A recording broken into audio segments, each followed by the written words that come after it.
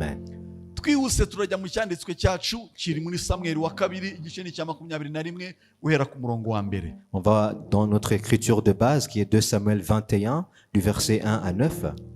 Dawidi yaramaze kuba umwami wa Isirayeli nyuma y'intambara nyinshi muzi. David était devenu le roi d'Israël après les batailles que vous connaissez. Nyuma y'akaga n'intambara nyinshi yarwanye finally aba umwami. Et après toutes les batailles, il est finalement devenu le roi.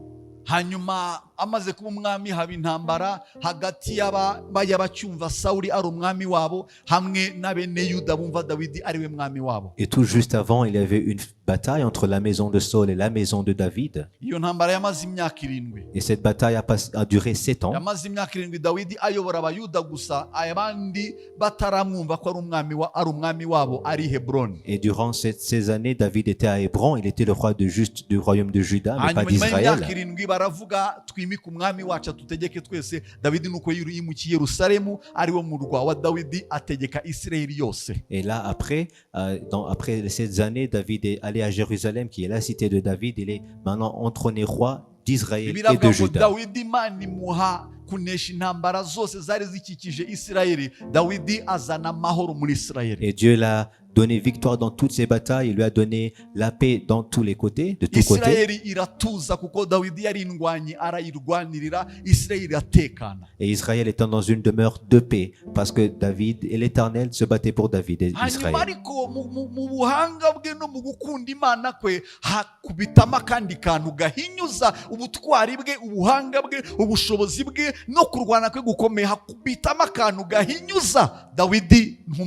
Mais même dans sa bravoure et dans son amour de Dieu, il y a eu une famine durant son règne. Et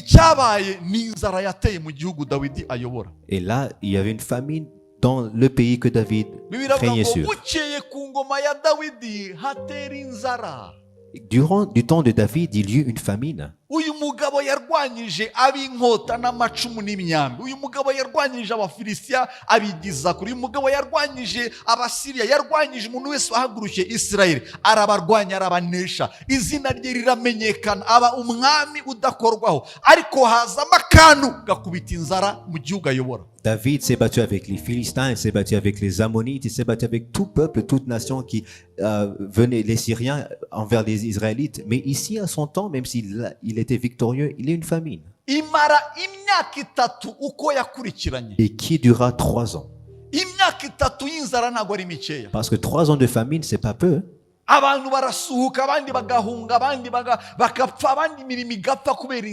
Parce qu'il y a un exode de personnes qui s'enfuient ou bien qui déménagent. Il y a des personnes qui meurent ou bien qui perdent leurs emplois. Mais Dieu soit loué qu'après les 3 ans, David a eu de la compréhension de la connaissance. Il y a des choses qui se passent dans notre vie, on veut les contrôler avec notre propre force et sagesse.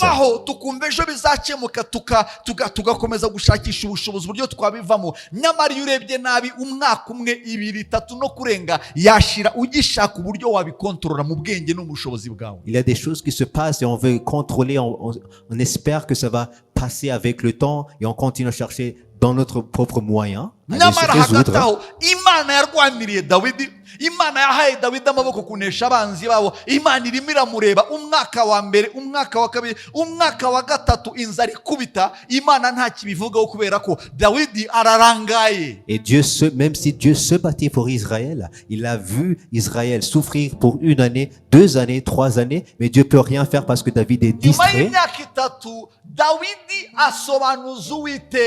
Et après les 3 ans, finalement, David chercha la face de l'Éternel.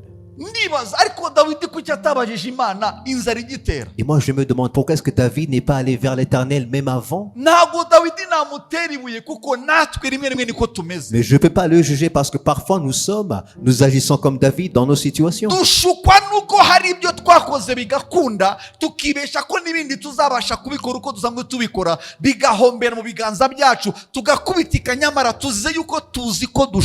Parce que parfois il y a des solutions, des situations qu'on résout avec notre propre sagesse. On se dit qu'on peut résoudre toute notre situation et on se dit qu'on est capable. kugeza ubwo aho uzagera ukabwira imana mana sinshoboye nshobozwa nawe. Jusqu'à ce que tu vas accepter et de dire à Dieu, je peux rien, mais c'est par ta grâce que je peux. Nabonye abanyabwenge mu ishuri b'ibimene bamwe bamesa amakayi bamwe bakubita umubare ugashaka ariko uyu mwana avuka he wowe ukirwana nabyo narababonye ariko nabonye basoza badafite akazi keza numvaga harazaba minisitiri azaba umuntu ukomeye bigasoza afite akazi karaho gasanzwe nyamara mu ishuri yari igitangaza. J'ai vu des gens qui étaient des bons étudiants intelligents, vraiment qui avaient de l'intelligence, et je pensais qu'ils devraient être des ministres ou bien des grands cadres, mais à la fin j'ai vu qu'ils ont abouti à une moindre vie, médiocre. Iyi si iraduhinyuza kenshi kubera ko ntabwo turamenya yuko turi munsi y'ukuboko kw'Imana gukomeye. Iyo duciye bugufi mu gihe gikwiriye iratuzamura. Et donc on doit savoir que dans ce monde on est vraiment rien, on est impuissant, mais on est sous la puissante main de Dieu, et si nous nous soumettons à cette main-là, il peut nous élever au temps convenable. Bibiliya ivuga ngo mwicishe bugufi munsi y'ukuboko kw'Imana gukomeye mu gihe gikwiriye izabazamura. Parce que la Bible dit, soumettez-vous sous la puissante main de Dieu et au temps convenable, il va vous élever. Kimwe mu bintu byica abagabo nuko bazi ko bazi. Parce que c'est des choses qui peuvent tuer un homme ou des hommes, c'est parce qu'ils se disent qu'ils ont la force, ils ont la connaissance, ils ont les moyens, et ils ont même la sagesse. Bigasoza birangiye bihombye ntacyo bagezeho bakubititse buzuye mu nzu z'imbohe bari kwa muganga abandi tukabashingura kubera ko bahindutse imana ku giti cyabo. Et à la fin leurs efforts n'aboutissent à rien, ils sont pleins dans les prisons et à la fin il n'y a que des problèmes. Biravuga ngo yahinduye abanyabwenge b'iki gihe ibahindura ubusa ibyayo ibihabaswa kugira ngo ikoze isoni abanyabwenge. Parce que Dieu, dans sa sagesse, dans sa puissance, il a changé les choses puissantes ou bien les choses sensées, les intelligents, insensés, et il a donné sa richesse aux gens qui sont insensés. Inyigisho ndi kwigisha ndagira ngo musobanukirwe hejuru yawe hari Imana yagufasha mu bintu byose yagutabara muri byose ariko bisaba wemere yuko sinshoboye nashobozwa. Donc tu dois reconnaître en fait que tu es limité, tu es impuissant, qu'il y a un Dieu qui peut te sauver, mais ça demande à accepter que tu es impuissant et de demander le salut de Dieu.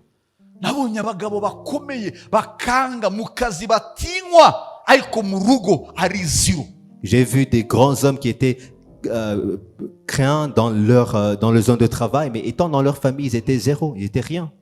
Nabonye abagabo bafite icyubahiro mu bandi bakomeye icupa rikamugira imbwa. Et j'ai vu des hommes qui étaient honorés, même révérés parmi les hommes de ces cadres, mais à cause de l'alcool, il était à rien, il aboutit à rien dans sa vie.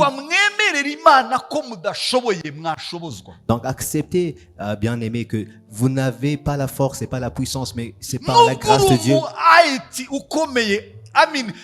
Biri mu biganza byawe, believe me, haraho uzagera byange utabaze intervention yo mu ijuru kuko ibi ngibi si ubwenge bw'umuntu nkeneye ubundi bushobozi bwo mu ijuru yantabara hanga. Même si tu es un grand informaticien, tu as cette connaissance et l'habilité, il y aura un temps où tu devras besoin de l'intervention divine. Igihe cyose hazaba ikintu kiguhinyuza mu byo wari uzi kuzi wisange bigushoboye, then uzarambura amaso utabaza ijuru ariko ushase waritabaza bitarakunanira. Toutefois, il y aura une situation qui va te montrer que tu es en fait limité, mais tu ne dois pas attendre à ces limites-là, tu dois aujourd'hui même prendre cette décision de demander le salut de l'Éternel. Nabonye imiryango ikomeye ihagazeho mu mpamvu z'ibigaragara abana babo babibigoryi. J'ai vu de grandes familles avec une grande renommée, avec de moyens, mais en voyant leurs fils et leurs filles, ils aboutissaient à rien dans la vie. En d'autres mots, qui veut dire que même l'argent est limité dans certaines situations. En d'autres mots, tu as besoin d'une autre force qui est surnaturelle pour te sauver dans certaines situations. Moi, je vois KBC comme des gens qui ne dépendent que de la grâce de Dieu. Des personnes qui ne dépendent et qui ne croient pas dans leur force, mais qui croient et dépendent de la force surnaturelle de Dieu. Et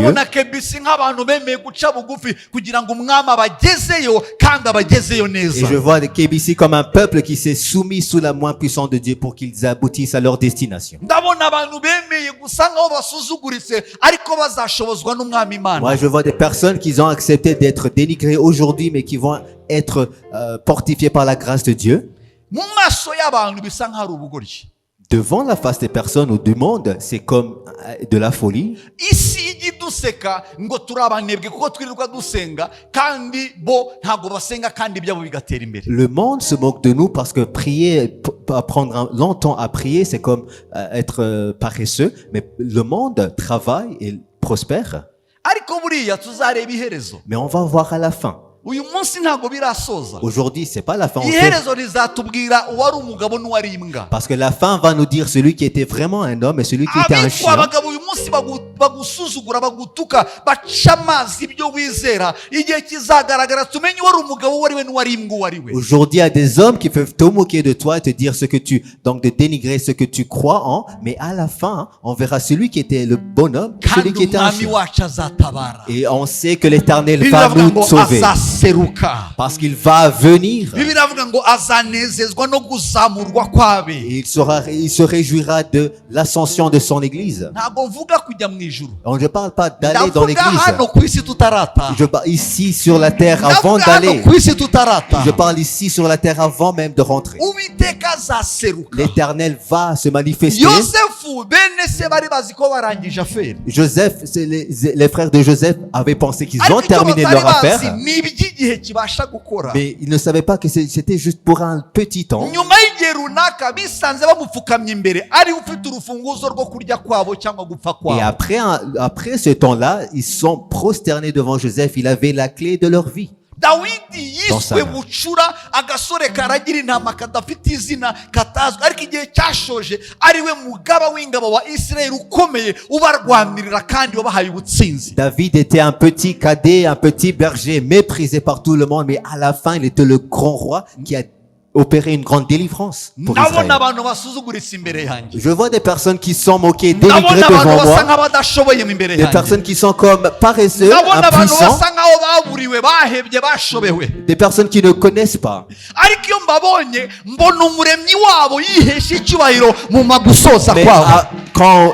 en vous voyant, je vois le Créateur qui se glorifie à travers vos vies. Ndabona intara y'umuryango wa Yuda itontoma mu buzima bwabo Je- ikazamura urwego rwabo. Je vois le lion de la tribu de Juda qui s'élève et qui se glorifie dans leur vie. Ndabona amarira yabo ahinduka ibitwenge. Je vois leurs pleurs et leurs cris devenir des cris de joie. Ngo umuntu yarara ijoro ryose nyamara umunezero ukaza mu gitondo. Les larmes et les pleurs peuvent durer pour toute une nuit, mais la joie vient dans le matin. Maso y'abarebesha no maso babona turi weak. À travers les yeux physiques, nous sommes comme faibles, Mu maso y'ubumana turi ibikomerezwa. mais dans les yeux spirituels de Dieu, nous sommes plus que vainqueurs. Pourquoi? Kuko we areba iherezo arebeye mu itangiriro. Parce qu'il peut regarder la fin dès le début. He can see the end through the door of the beginning. Kuko ashobora kureba iherezo binyuze mu He itangiriro. is able to see the end point while at the starting point. Ashobora kureba iherezo akireba itangiriro. Ndabona abantu bakomeye bakomerejwe Je vois n'umuremyi. des personnes qui sont fortifiées, élevées par le Ndabona abantu Créateur. basuzuguritse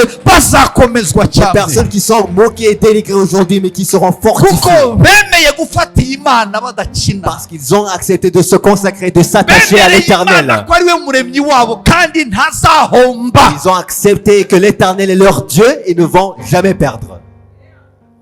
Umubyeyi wanjye ajya avuga aya magambo. Mon père dit ceci. Mwana wanjye uhitemo kuba imbwa nonaha uzaba umugabo kera.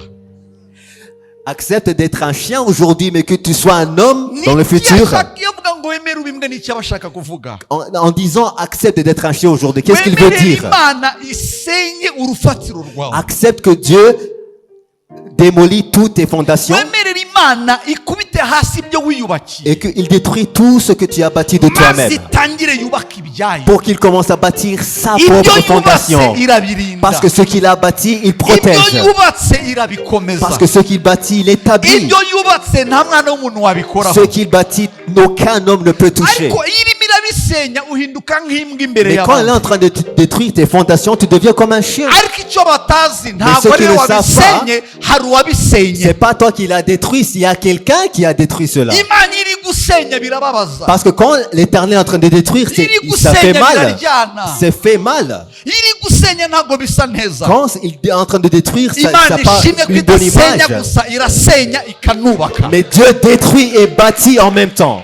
ireberera Isirayeli Celui qui voit Israël idahumbya idasinzira. sans dormir, He who watches over you, ou reverera. uwo nguko ureberera Celui qui regarde sur akubakire toi, neza, qu'il va bâtir bien pour azakugira toi, umugabo mu gihe gikwiriye, il va te faire t'élever au temps convenable. azakwibagiza umubabaro w'igihe cyawe cyo Qu'il te kubabara, fait oublier toutes les larmes. akuremera ishimwe mu gihe gikwiriye, Mais qui te donne une action de grâce au temps convenable. akwitura ineza y'uko yakubabaje, Et qu'il te donne une action de grâce parce qu'il l'a détruit, ta vie, utwishimishe cyane kuruta uko watubabaje. et qui va te bâtir et te donner plus de joie que des larmes que tu as pleuré.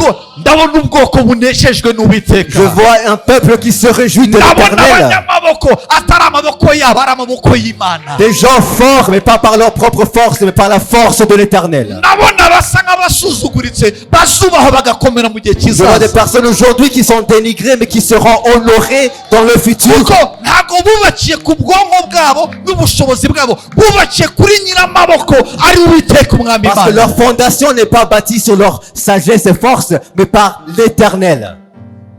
bamubyizeye mu mukomera amashyi mwese, Acclamez le Seigneur si vous avez foi en cela. bamubyizeye mu mukomera amashyi.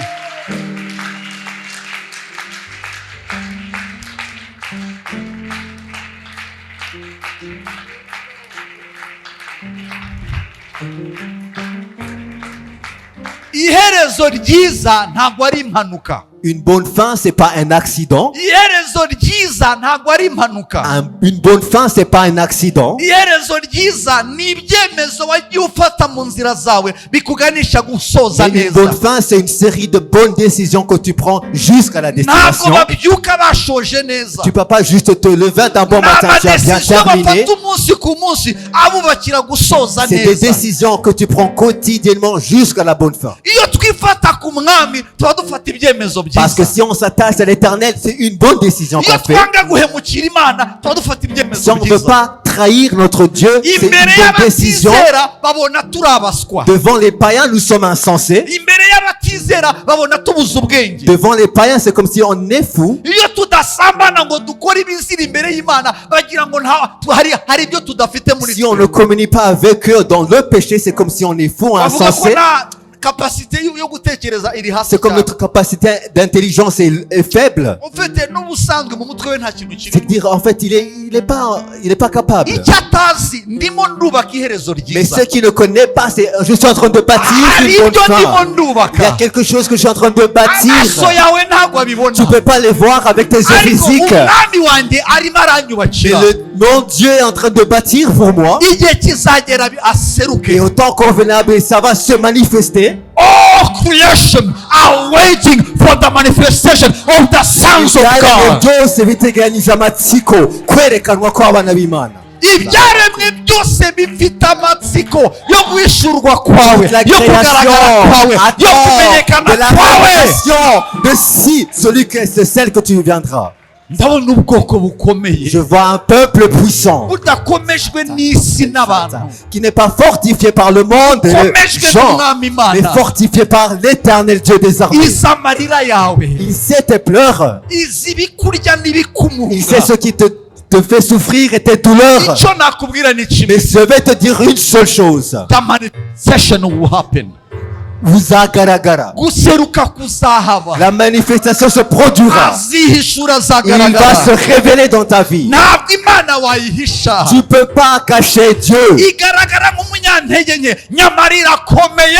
Il peut sembler comme faible, mais il est le tout-puissant. Yesu Kristo yavukiye mu muvure, Jésus-Christ est né dans une crèche, yari umwami w'abami, mais il était le Seigneur des seigneurs. kugira ngo ikoze isoni abumva bakomeye. Mais pour dénigré celui qui pensait qu'il était puissant. kuko ugukomera kwayo ntabwo ari uko ikugaragaza, Parce que sa puissance, c'est pas de comment tu es. ntabwo ikomera kubera ko yabigaragaje, C'est pas parce qu'il est pas le tout puissant parce qu'il le démontre. irakomeye uko byagenda kose. Il est tout puissant parce que c'est sa nature. He has never failed in the game. Nta na rimwe ajya atsindwa. He has never failed in the game. Nta na rimwe ajya atsindwa. Wowe n'Imana hari umukino murimo, Parce qu'il y a un jeu que vous êtes avec votre bisa nkaho Dieu. Et watsinzwe. c'est comme si tu es en train de perdre. Wait for the return. Ariko tegereza. Tegereza agaragare. Attends pour la révélation. Ese hari umuntu ndimo ndavugisha uyu munsi? Est-ce que je suis en train de parler avec des Ese hari gens umuntu uri aujourd'hui? ibyo ndimo Il y a ndavuga? des personnes qui captent ce que je suis en train de Ese hari umuntu uri dire. ibyo ndimo Est-ce qu'il y a ndavuga? des personnes qui captent le message? Waba usa nkaho uri imbwa, C'est comme si tu es un chien aujourd'hui. umuryango wawe nta contribution ujya Tu utanga. ne donnes pas de contributions dans ta famille. Iyo habaho ikiriyo ntabwo bagutegaho ko ari cyo Quand watanga. il y a un deuil, il ne peut pas t'attendre que tu Iyo vas habaye contribuer. ubukwe invitation bayiguha batayiguha anyway ntacyo Quand uzamara. il y a un mariage, si on te donne l'invitation ou pas, Hari c'est- izina bamaze kuguha, il y a même un nom qu'on t'a donné, ariko igihe kizagera mais au temps convenable. ubwo batazajya bakora inama utaraza, Parce qu'ils ils ne vont pas faire bazajya bavuga ngo mutegereze abanzaze, aucune réunion.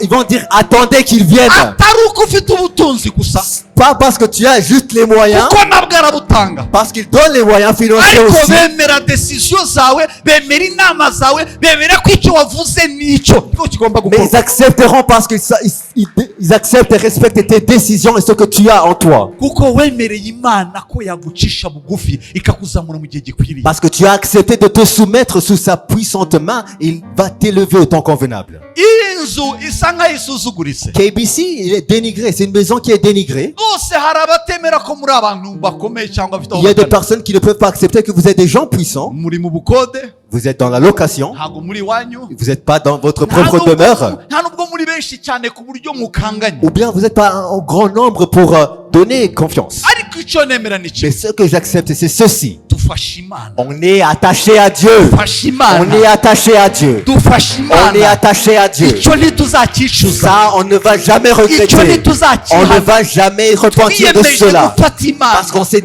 décidé de nitukomeza s'accrocher. gufata iyi Mana, Ici, on continue à s'accrocher à Dieu. dutegereze ibyo izakora. Attendez pour ce qu'il va Mfite faire. amatsiko y'iri torero, J'ai la curiosité pour cette mfite autre église. amatsiko y'iyi nzu, J'ai la curiosité pour cette maison. mfite amatsiko y'iri Je torero. suis curieux de voir ce que cette église va Nubwo devenir. wari muto cyane, Même si tu étais petit, ariko gukomera kwawe kuzaguka cyane. ta puissance sera manifestée. Ntabwo gusinya ikanganya ari umubare, Et c'est pas juste le nombre qui le fait. icyo wakora ari muri kalite, C'est de la qualité qui arimo compte. arubaka Il est en ubudahangarwa, train de bâtir arimo arubaka umutima wawe kuba il est en muzima, train de bâtir ton cœur. arimo arubaka urufatiro rukomeye. Bonne fondation de ta vie. Impamvu zo gusohoza ni igihe cye. Mais à la fin, c'est lui qui va se manifester. Icyo nzi ni kimwe, Et ce que je sais, c'est ceci. icyo nzi ni kimwe, Ce que je sais, c'est ntabwo ceci. muzasuzugurwa, Vous n'allez pas Muzitwa rester dans la abakomeye mu dénigration. bakomeye. Vous allez être puissant parmi les puissants. muzitwa abakomeye mu bakomeye. Vous allez être puissant parmi les Niyo puissants. mpamvu najya inama, Et je vais vous dire ceci. wifate kuri iri yerekwa, Reste accroché sous cette vision. attach yourself to this vision, Komeza wifate kuri iyi yerekwa. attach your life, your family, your whole being Ihuze to this vision. n'ibyawe n'umuryango wawe kuri iyi yerekwa. There will be a time Harazagera igihe aho bazajya bakubaza nawe uri umwe nka bariya, ils devront te demander est-ce que tu es parmi les nawe uri siens? uwahariya, Est-ce que tu viens de uzajya uvuga là? ngo yego. Et tu vas dire oui. Bazagufata umwenda bakubwira ngo tujyane mu nzu y'Imana Ah, yawe, ils vont prendre le pan de ta robe, ils vont te dire amène-nous dans la maison de tujyane mu l'éternel. nzu y'Imana yawe, Allons dans la maison de l'éternel ton twakubonye Dieu. uhinduka ukomeye, Parce que tu es devenu puissant. tukuzi ntacyo uri cyo, Parce qu'on te connaît étant ariko sinzi ukuntu moindre. byagenze ibintu Mais on birahinduka. ne sait pas comment ça s'est passé. Tout a changé. Tujyane mu nzu y'Imana yawe. Amène-nous dans la maison de ton Dieu.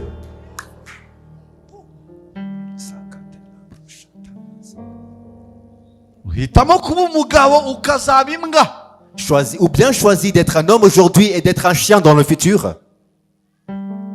uwo nguwo asozanya amarira n'agahinda no kwicuza no gupfa nabi. Celui-là finit dans l'amertume, dans les pleurs et dans la mort. ariko kwemera kuba imbwa uyu munsi igihe kizagera guhindura umugabo we nyir'ubwite we aguhindura umugabo. Mais accepter d'être un chien aujourd'hui, lui l'éternel, il va te donner d'être un homme dans le futur. nemeye kuba imbwa. J'ai accepté d'être un chien. Boboriya nemeye kuba boboriya ya Yesu.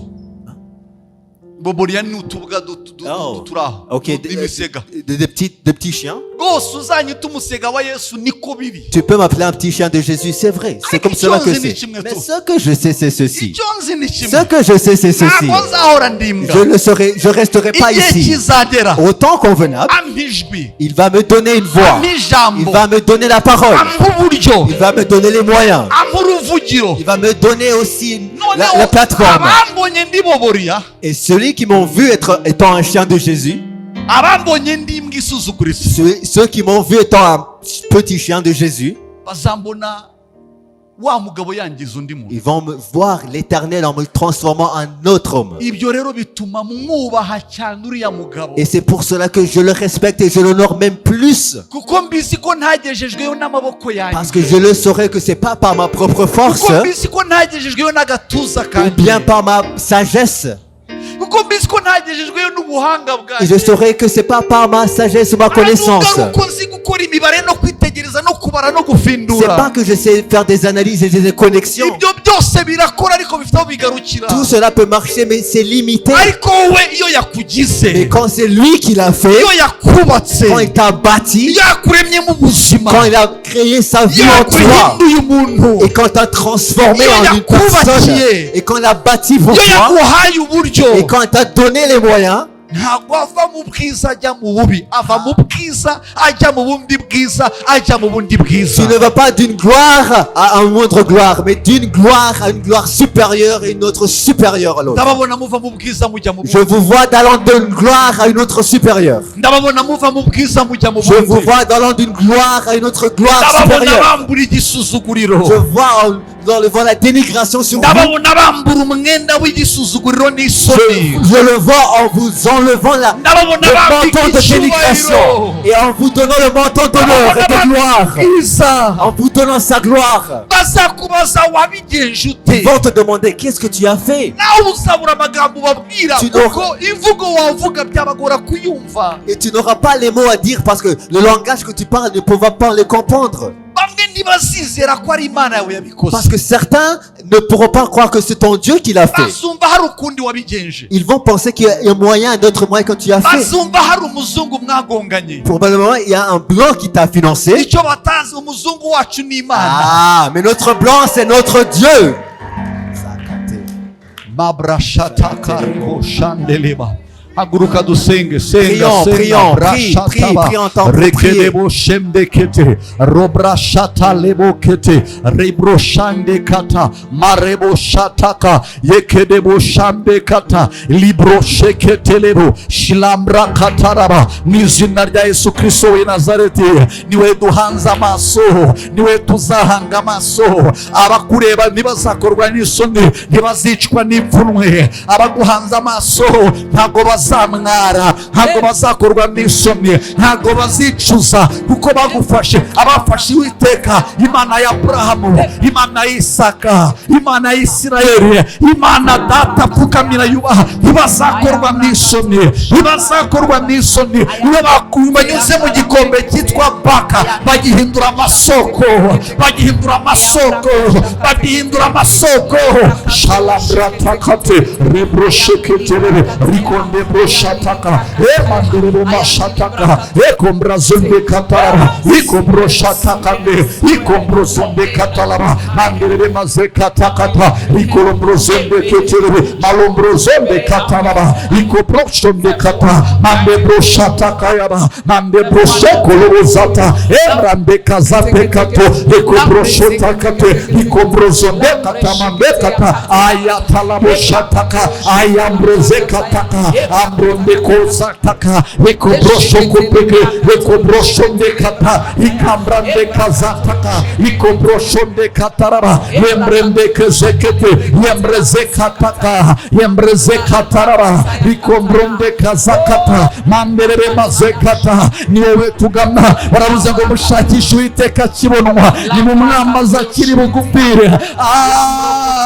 Mwami niwe dushaka, ni wowe twifuza, ni wowe dushaka gufata, ni wowe tuzifataho, ni wowe tuziyegurira ubuzima bwacu bwose, ni wowe tuziyegurira. Ntituzakorwa n'isoni zo kwitwa abawe, ntituzakorwa n'ipfunwe ryo kwitirirwa izina ryawe. Mu izina rya Yesu Kristo uzakora ibikomeye, uzaseruka ugaragare, uzasetsa.